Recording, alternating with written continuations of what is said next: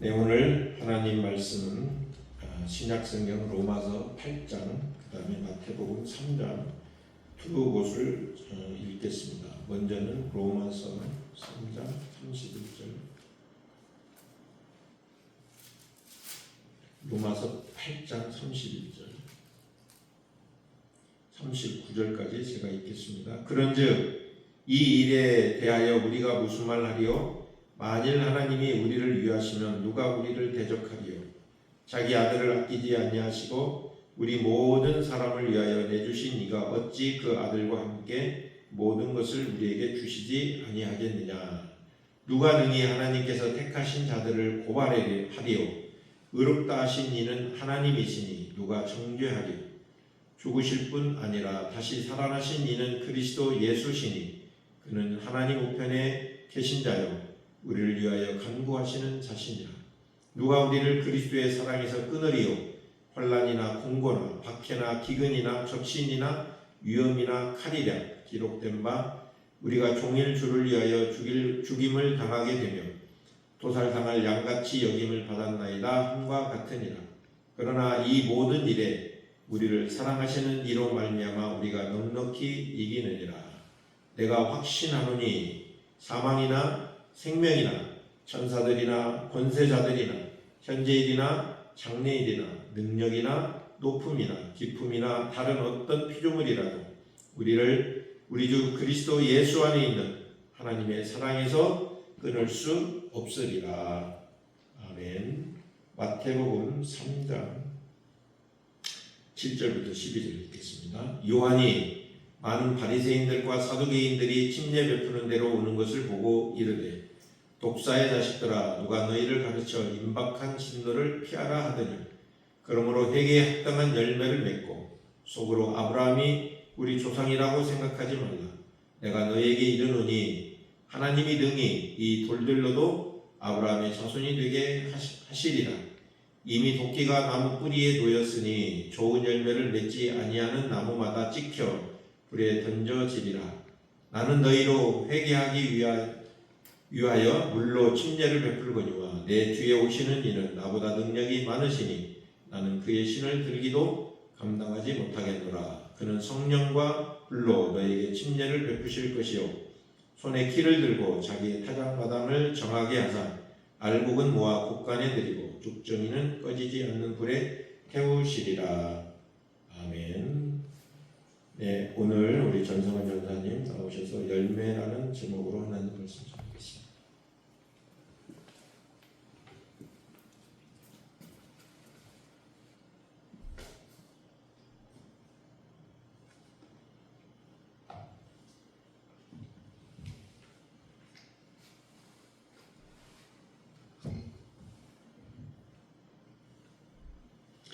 기도하시겠습니다. 진리의 성령님, 이 시간 저희와 함께 해주셔서 저희들로 하여금 지혜를 갖게 은혜를 베풀어 주시옵소서. 감사를 드리며 예수님 이름으로 기도합니다.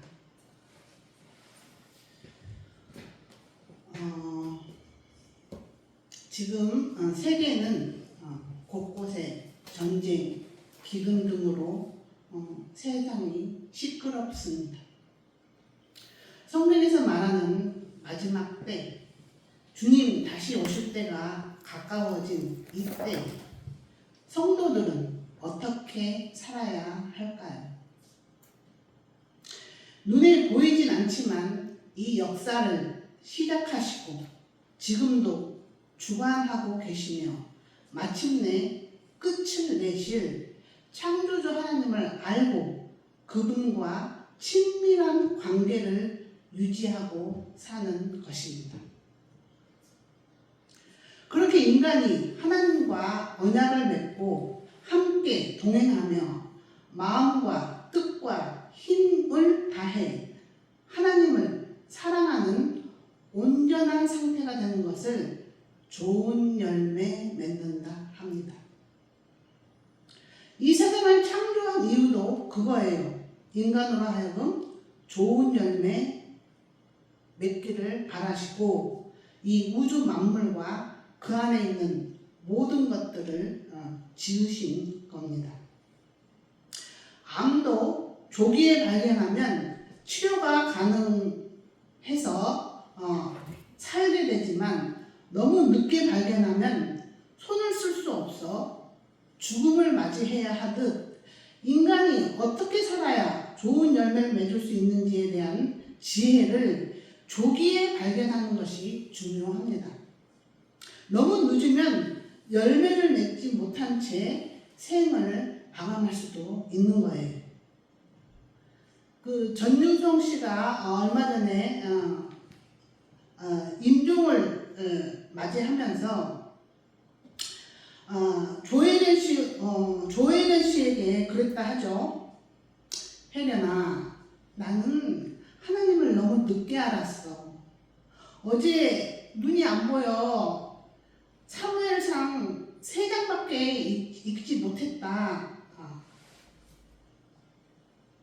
그래서 그 조혜련 씨가 오디오 성경 읽기를 이렇게 마련해 줬다고 하는데, 인간은 하나님과 언약을 맺고 그분과 친밀한 동행을 하고 살아야 참 행복을 경험하고 세상 끝날에 참 영광과 영예를 얻을 수 있습니다.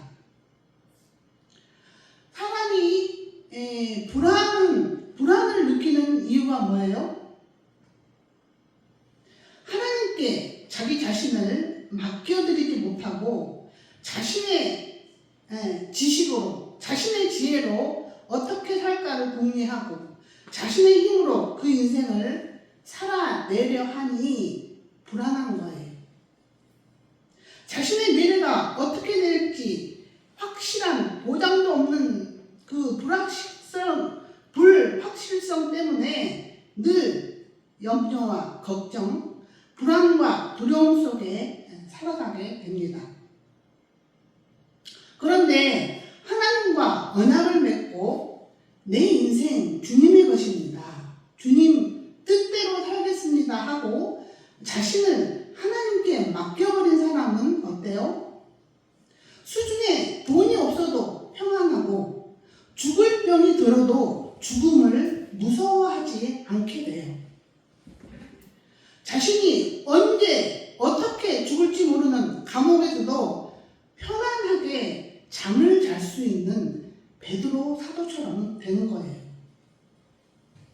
하나님과 언약 관계 안으로 들어간 사람들은 그런 고생, 가난, 죽음에 눌리지 않고 영향받지 않습니다. 어떤 형편과 처지에서도 자족할 줄 알게 되고 오직 하나님을 기쁘시게 하는 것에만 관심을 갖게 되는 거예요.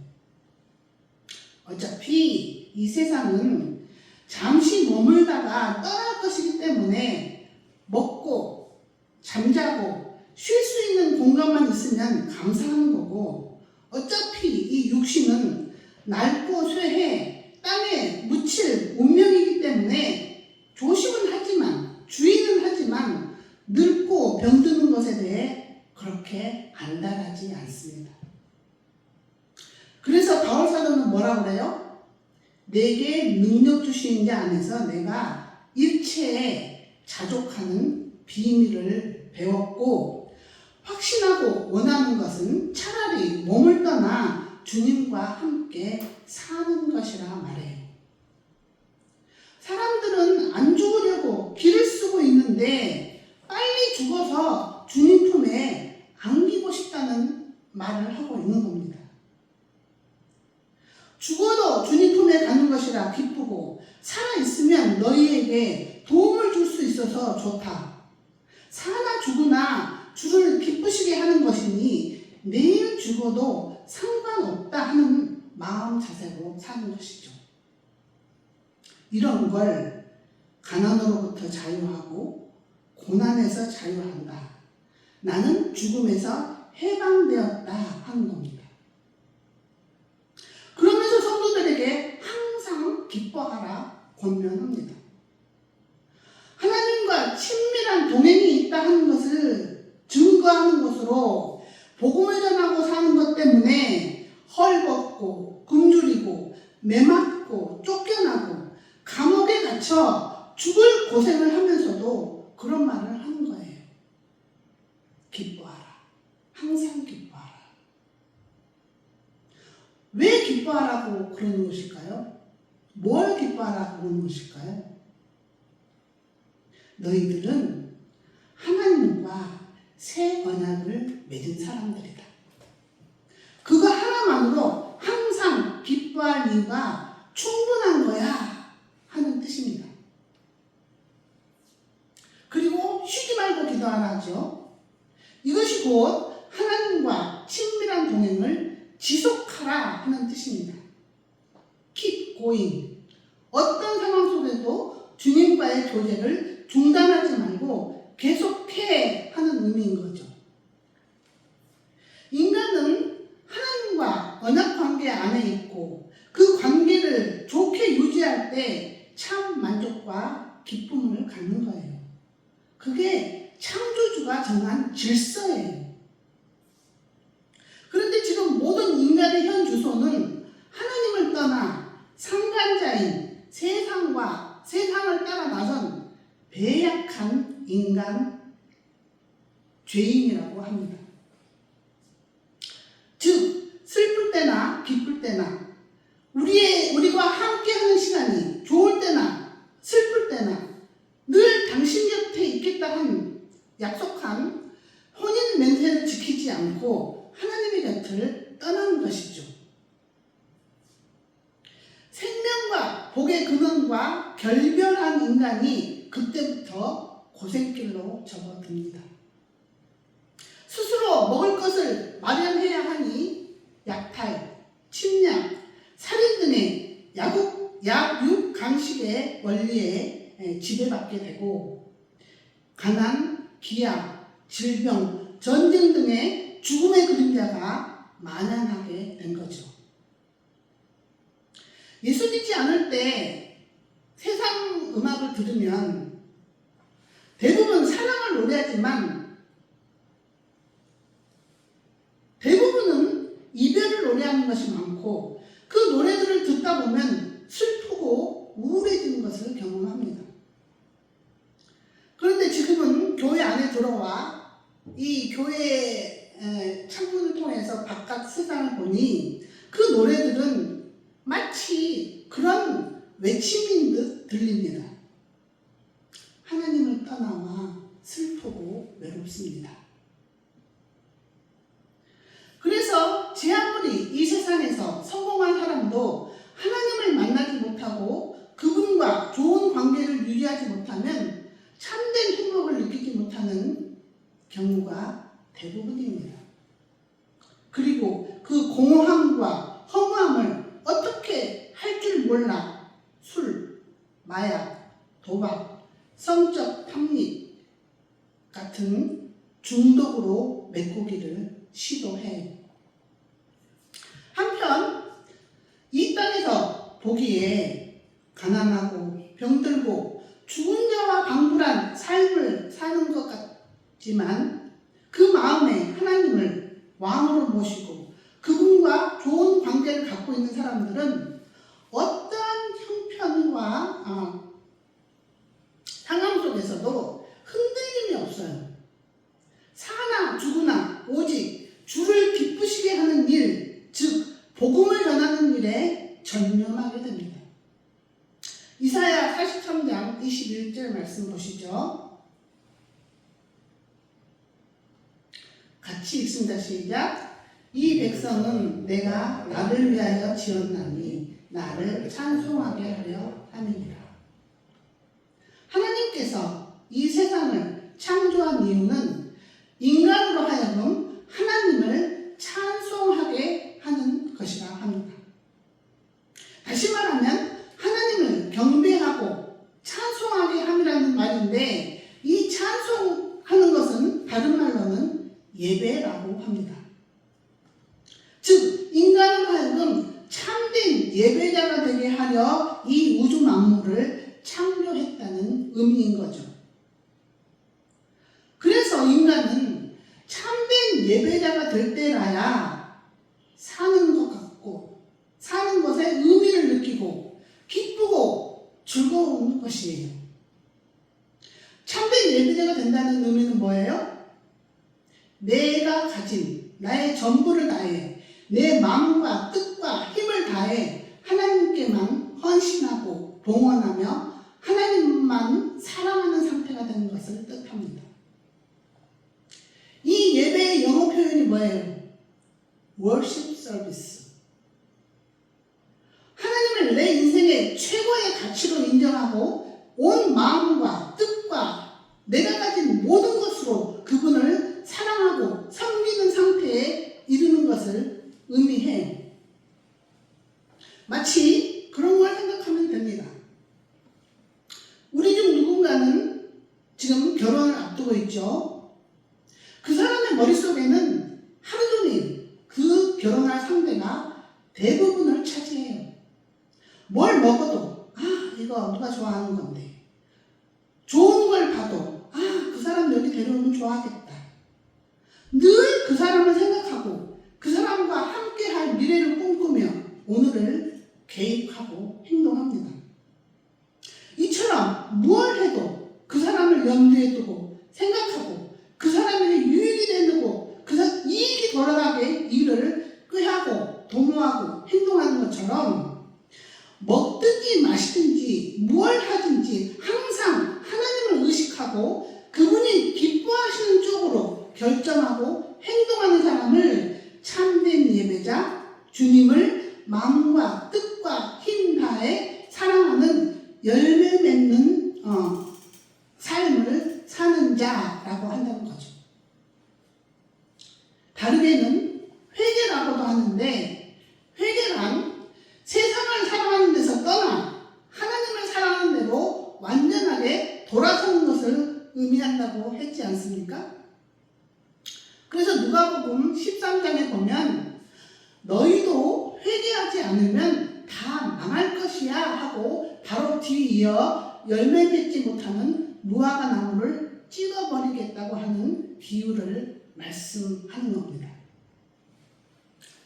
이 세상은 곧 자기 자신을 의미합니다.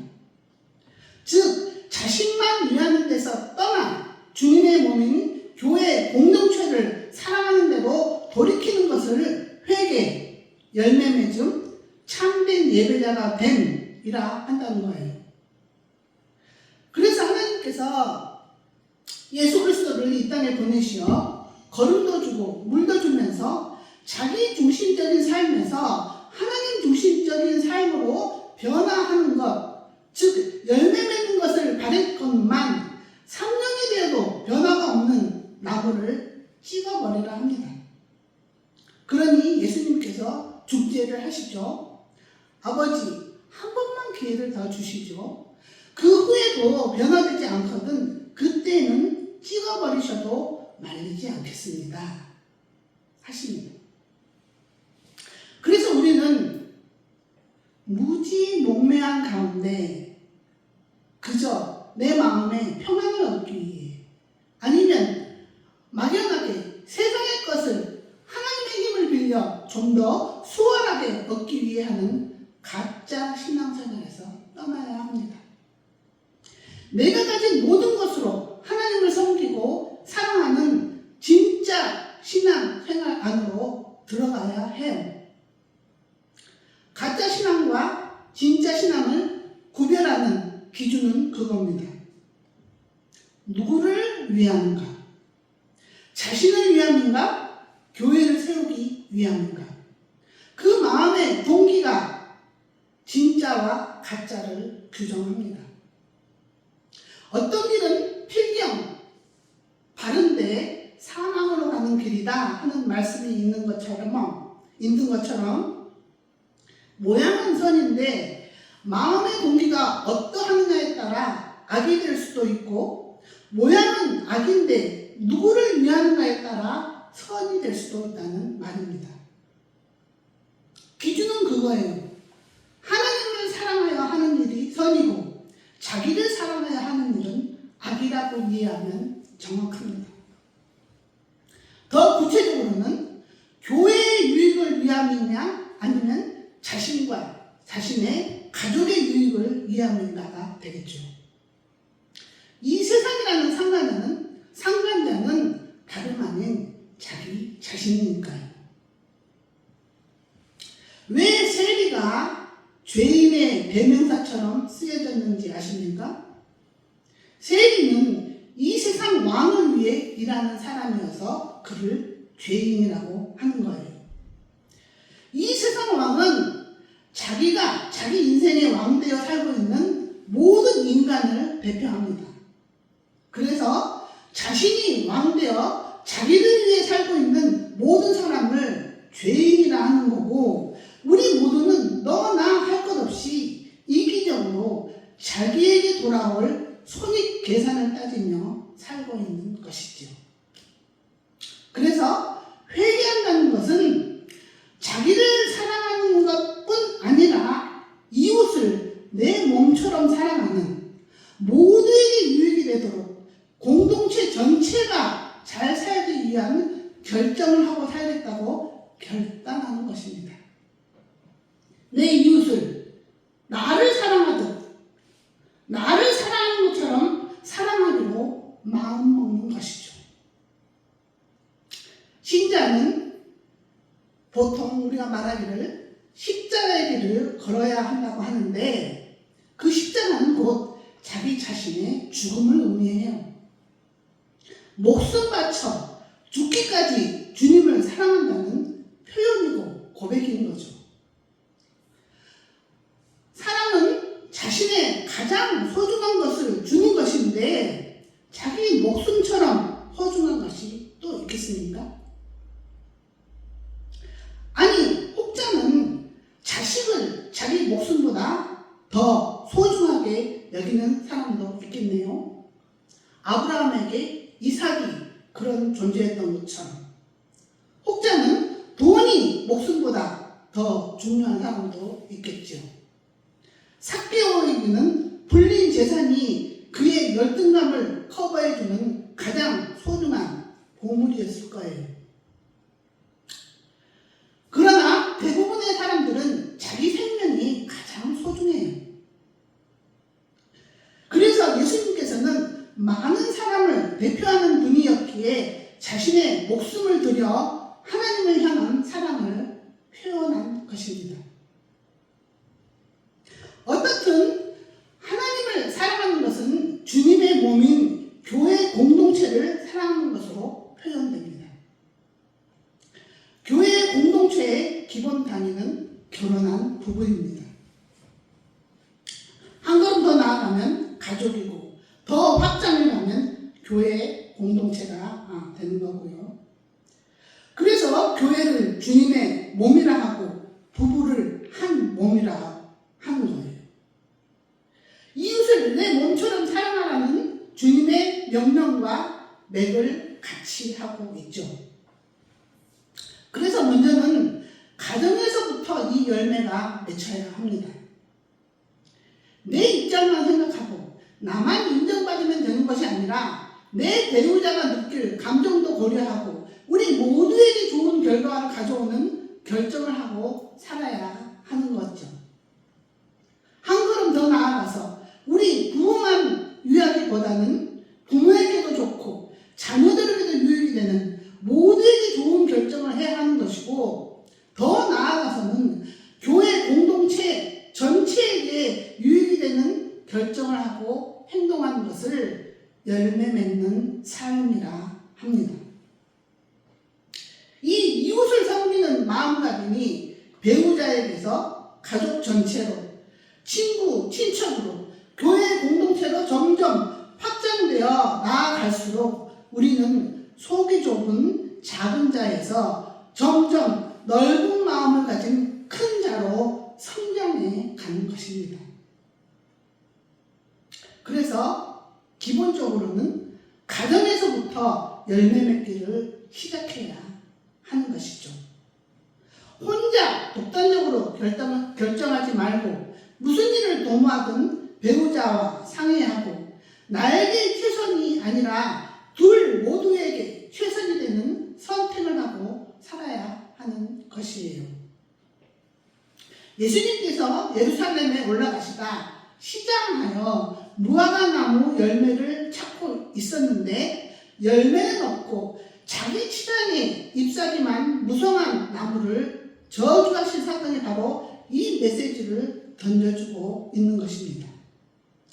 다른 사람에게는 관심 없고 자기만을 위하고 사는 이 열매 없는 삶이 얼마나 비참한 최후를 맞이하는가를 우리에게 예로 제시하고 계시는 거예요. 하나님을 높이고 그분을 왕되시게 한 이웃 사람은 접어두고 자기가 왕되어 자기를 높이고 이기적으로 자신만을 위해 살고 있는 사람의 최후가 어떠한가에 대해서 우리에게 본을 보여주고 계신 거예요.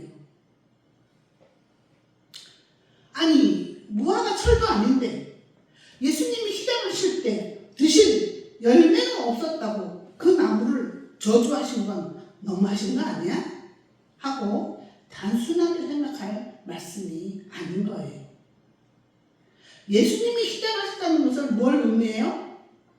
요한복음 4장에 보면 예수님의 양식은 그분을 보내신 하나님의 뜻을 행하며 그분의 일을 온전히 이루는 것이라 합니다.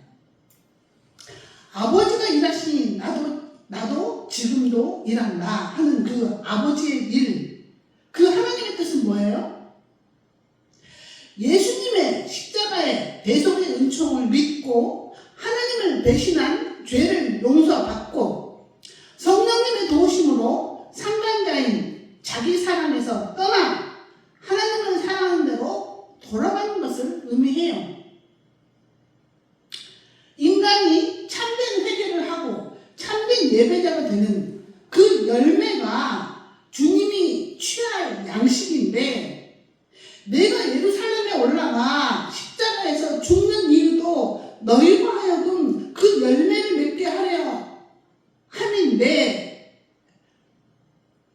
그 열매를 맺지 못하면 너희들은 생명을 얻지 못하고 죽게 돼. 멸망받을 거야. 제발 하면서 우리에게 그런 너희가 이 땅을 사는 이유는 그런 열매를 맺기 위함이다 하는 것을 교훈하고 있는 말씀입니다. 그래서 우리는 이 땅에 태어난 목적을 분명히 하고 살 필요가 있습니다. 그저 아무 생각 없이 남들 사는 대로 따라 살았다간 자기를 꾸미고 치장하고 자랑하고 자기 자존심을 세우는 데만 열심히 하고 있으면 열매 없는 무화과 나무의 신세가 되기 쉽다는 것을 분명하게 기억해야 해요. 우리 인간은 이 땅에 회개하려고 태어났고 우리의 인생은 회개할 때라야 그 의미와 가치가 있는 거예요. 완전한 회개를 이루는 것이 인간이 이룰 수 있는 최고의 성공이라 할 수 있다는 말입니다. 그래서 계시록에 보면 하나님께 가장 가까이 있는 사람들이 하나님을 죽기까지 사랑한다고 고백하는 순교자들이고 그 고백을 한 사람들이 부와 명예가 있는 생명의 멸류관을 받았을 거라고 증언하고 있습니다. 한번 보시죠. 계시록 2장 10절입니다. 자, 여러분들만 같이 큰 목소리로 읽어보세요. 시작. 너는 앞으로 당할 것들 가운데 어떤 것도 두려워하지 말라. 볼지어다 마귀가 너희 중에서 몇 사람을 감옥에 던져 너희를 시험하리니 너희가 열흘 동안 환난을 당하리라. 너는 죽기까지 신실하라. 그리하면 내가 생명의 영광을 내게 주리라. 여기서 죽기까지 신실하라의 의미는 고난과 고생, 손해, 상실을 넘어 너 자신이 죽음에 처해질지라도 거짓과 속임수를 선택하기보다는 의와 정직을 선택하여 하나님을 사랑하는 것을 증명해 보이라 하는 뜻입니다. 즉 죽을지언정 이런저런 죄를 짓지 말라는 뜻이에요. 그게 이기는 것이고 승리하는 것이어서 부와 명예가 있는 영생의 멸관을 받아 쓰게 될 것이라는 말이에요. 이 세상은 인간이 정말로 회개했는지 시험받는 무대라고 생각해야 합니다. 하나님은 지금 본래는 장원급제한 고위 관리지만 거지로 변장해서 춘향이의 진실을 테스트하는 이몽룡처럼 옥에 갇혀 고통과 시련을 겪고 있는 신자들에게 너 정말 나에게 돌아온 거야? 나 이런 거지꼴이 되었는데도 너 나 사랑하니? 이래도 나와 맹세한 그 사랑의 언약 지킬 거야? 하고 우리의 돌아옴이 진실인지 테스트하고 계신 곳이 이 세상이란 말이죠. 왜 그렇게까지 우리를 테스트해요? 전과가 있기 때문이에요. 우리의 전과가. 하나님을 배신한 전과가 있어요. 우리는. 그래서 이 세상은 하나님을 향한 우리의 진실된 사랑을 시험받는 무대라는 생각을 해야 해요. 그래야 다가오는 환난과 역경을 겸허히 받고 견뎌낼 수가 있는 것입니다. 예수님을 믿으면 하나님이 우리를 사랑하셔서 지키시고 보호하시고 절대 포기하지 않는다 하는데 사람들은 이 말씀을 우리를 질병으로부터 각종 사건 사고로부터 지키시고 보호하신다고 생각해요. 그런데 그거 아닙니다. 우리를 죄로부터 지키시고 죄짓지 않게 보호하시고 우리를 하나님의 자녀 만드는 것을 포기하지 않는다는 뜻입니다. 그래야 그런 하나님의 자녀가 되어 열매 맺는 삶을 살아야 우리가 멸망하지 않고 영생 복락을 누릴 수 있기 때문에 그렇습니다. 성경은 하나님의 구속사 이야기를 기록해 놓은 책인데 그걸 요약하면 이런 도표가 나와요. 구속, 속량이라는 뜻은 쉽게 말하자면 하나님의 자녀 만들기, 하나님만 사랑하는 정결한 신부 만들기 프로젝트입니다. 보세요. 이 우주 만물과 그 안에 있는 모든 것을 창조한 하나님은 특별히 그분의 형상을 따라 지은 인간과 언약을 맺고 함께 다른 피조 세계를 다스리기를 원했습니다. 그런데 인간이 이 혼인 서약을 깨고 세상과 바람이 난 걸 성경에서는 타락했다 말합니다. 그 상간자인 세상은 돈과 권력, 성적 매력은 있을지 몰라도 부도덕하고 책임감이 없어요. 신부가 실증나고 쓸모가 없어지면 가차없이 버리고 다른 여자를 탐하는 이기적인 존재죠. 그런데 본 남편인 하나님은 책임감이 강하고 윤리와 도덕을 중시하는 분이세요. 자기가 한 약속은 반드시 지키는 정의로운 분이십니다. 그래서 혼인사약을 깨고 세상을 따라 나선 더러워진 신부를 되찾아오기 위해 그분께서 친히 이 땅에 오셨습니다. 우리는 그분을 메시아, 그리스도라 부릅니다. 그리고 십자가에서 실제로 그분의 목숨을 희생제물로 드림으로 세상에 노예된 신부를 값을 지불하고 다시 바인백해서 주님의 소유 삼았습니다. 그것도 모자라 성령을 보내시어 우리로 주님만을 사랑하도록 가르치고 지혜 주시고 능력도 주십니다. 그래서 우리를 향한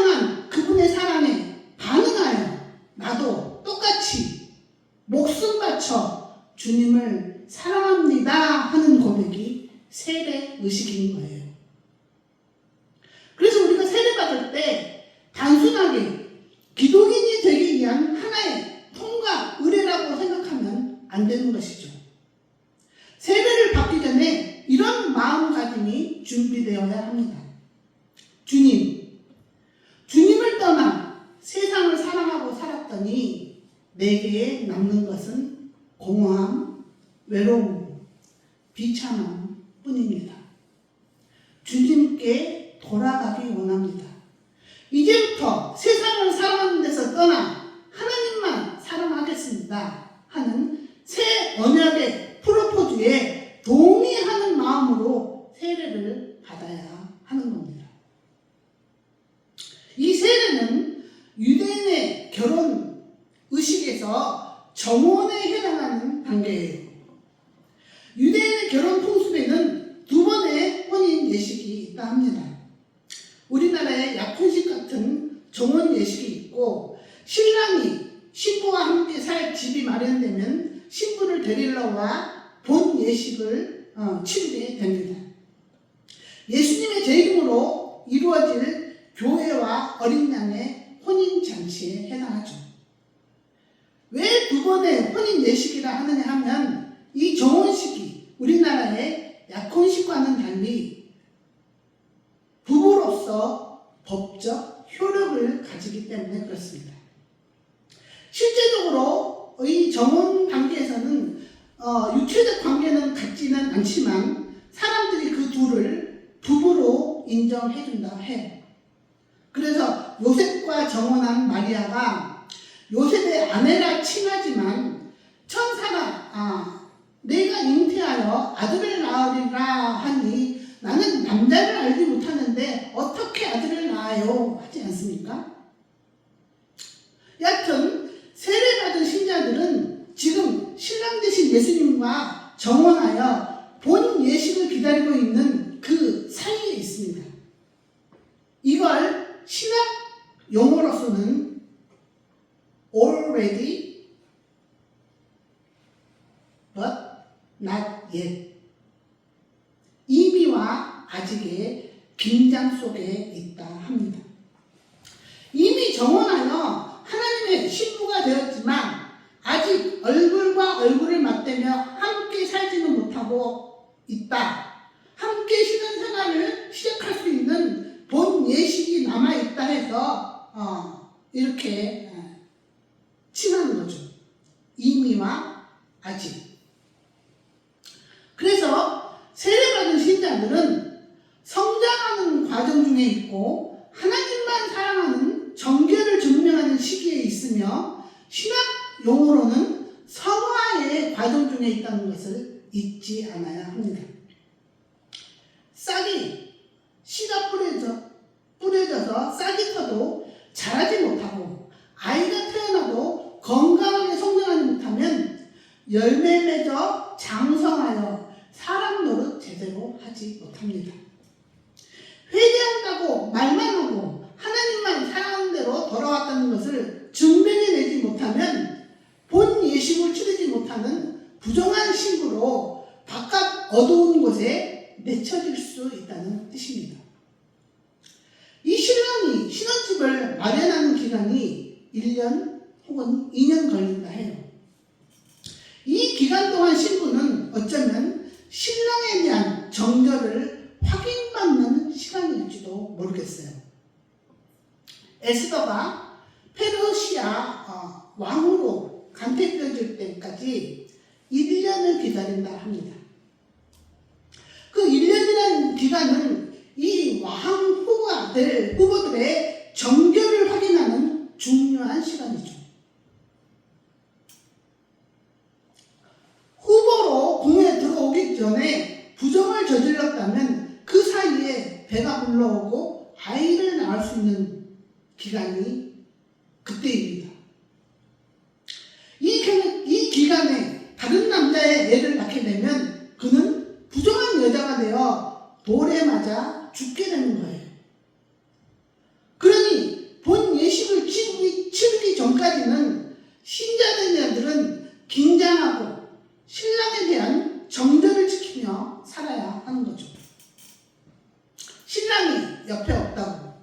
외롭다고, 힘들다고 해서 다른 남자를 만나거나 세상을 의지해서는 안 되는 거예요.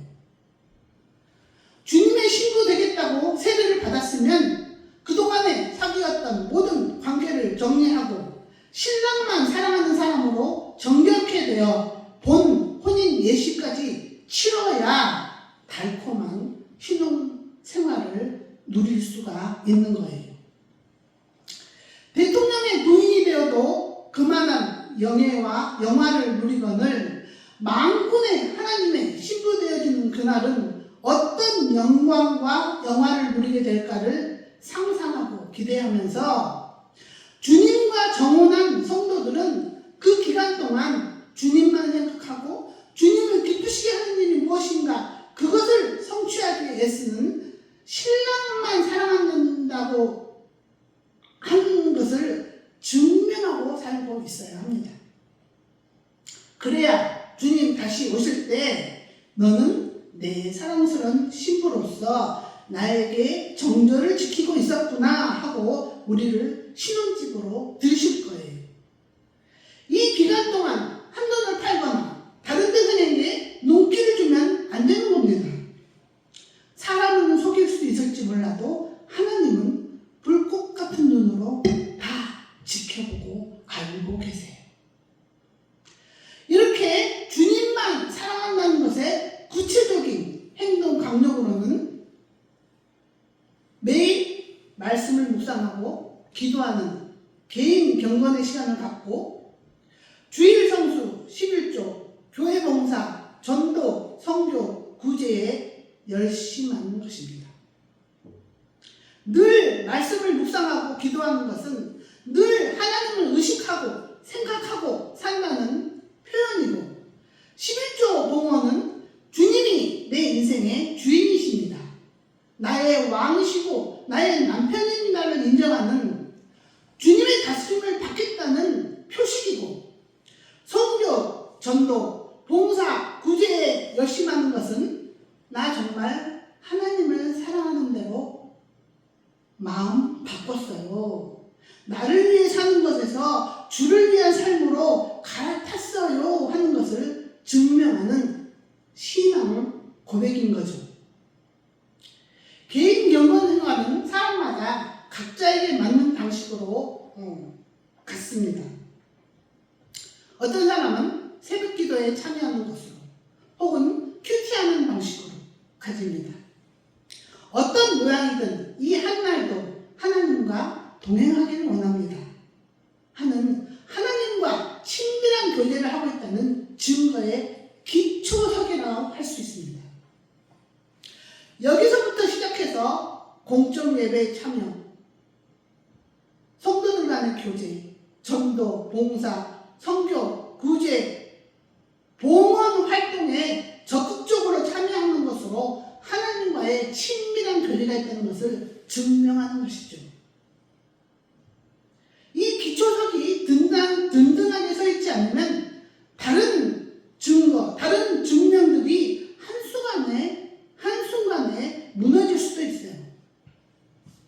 교회 봉사 잘하다가 힘들다고, 날 알아주지 않는다고 그만둘 수도 있고, 잘하던 11조, 각종 헌금, 성교 후원도 스톱할 수가 있어요.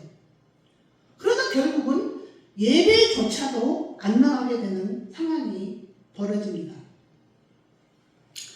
이렇게 하나님과 독대하는 시간, 그 개인 경건의 시간이 그만큼 중요한 거예요. 나의 신앙생활의 기본 토대라고 할 수 있는 것이 개인 경건 생활이죠. 말씀을 정리합니다. 예수 믿고 난 이후의 신자의 이 땅에서의 삶은 나는 진심으로 회개했는가, 정말로 하나님만 사랑하는 대로 돌아왔는가 하는 것을 증명해내는 시간으로 살아야 합니다. 이 세상은 주님만 사랑하는 신부로서 정절을 시험받는 무대라는 생각을 해야 하는 거죠. 그런 하나님과의 친밀한 동행은 주변 환경에 좋고 나쁨과는 관계가 없어야 합니다. 그 시험을 통과하는 자만이 이사야서 61장 3절의 축복이 주어집니다. 버림받은 자에게서 사랑받는 자로, 황폐해진 땅에서 기름진 땅으로 바뀌어지는 복을 받게 돼요.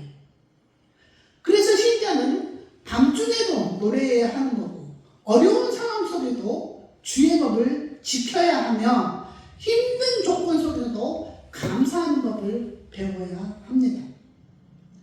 환경에 문제가 되지 않고 조건이 주를 찾아가는데 아무 영향을 주지 않는 상태가 되는 것, 이것이 온전케 됨이고 열매 맺는 삶인 거죠. 신부와 함께 살 집을 마련하기 위해 멀리 떠나 계신 주님을 항상 생각하고 내 옆에 계신 것처럼 모든 일을 결정할 때 그분을 의식하고 선택하며 그분께서 기뻐하시는 일이 곧 내 일이라 여기며 그 일을 성취하기 위해 내게 주어진 모든 것을 헌신하고 봉헌하고 살아야 하는 겁니다. 다른 각도에서 말하자면 어떤 형편과 상황과 조건 하에서도 설사 죽음이 눈앞에 있다 할지라도 죄를 짓지 않고 의를 행하고 사는 것입니다. 그게 생명 바쳐 주님을 사랑한다는 증인의 삶인 거죠. 마음과 뜻과 힘 다해 자기를 먹이고 자기를 치장하고 자랑하고 살면 죄를 짓고 있는 중인 거고, 내가 가진 전부를 다하여 주님을 높이고 예배하고 교회 공동체를 내 몸처럼 사랑하는 마음으로 행동하면 그게 의를 이루고 있는 것을 기억하고 살아야 할 것입니다. 신자가 그래도 되는 이유는 우리는 이미 부잣집 왕자님과 정혼한 사이고 부활의 새로운 몸을 약속받았으며 죽어도 다시 살려내시는 전능하신 하나님이 계시다는 것을 믿고 사는 사람이어서 그렇습니다. 그래서 이 땅에서 성도는 가난하게 살아도 괜찮고 병들어도 괜찮고 죽어도 괜찮아요. 그 가난, 고생, 죽음에서 이미 자유하고 해방되어진 사람들입니다. 그런 것들이 우리를 향한 하나님의 사랑을 끊어내지 못하고 우리 또한 하나님을 사랑하는데 장애물이 되지 않아야 해요. 그런 것들이. 우리는 주님 곧 오실 거라는 경각심을 갖고 나는 주님과 정혼한 신부로서 어떤 환난과 역경 속에서도 주님을 배신하지 않고 주님을 사랑하는 것을 선택하는 현명한 사람이 되어야 합니다. 이 몸뚱아리, 제 아무리 좋은 것으로 먹이고 입히고 치장해봤자 때가 되면 낡고 쇠해 썩고 부패해져 땅속에 묻힐 것입니다. 불에 타 한 줌의 재로 흩어질 거예요. 이 땅의 배우자, 가족, 친구, 죄송한 이야기지만 때가 되면 헤어질 거예요. 어쩔 수 없어요. 쌓아놓은 재산 때가 되면 다 놓고 가야 해요. 오직 주님을 사랑하고 산 시간, 주님을 위해 사용한 물질만 영원한 보상으로 남을 겁니다. 이 지혜를 깊이 생각하고 남은 시간, 나에게 남은 시간 주를 위해 살겠다고 결단하는 저와 여러분 되기를 간절히 축원합니다. 마지막으로 이 찬양 부르시면서 우리의 신앙을 고백하시겠습니다.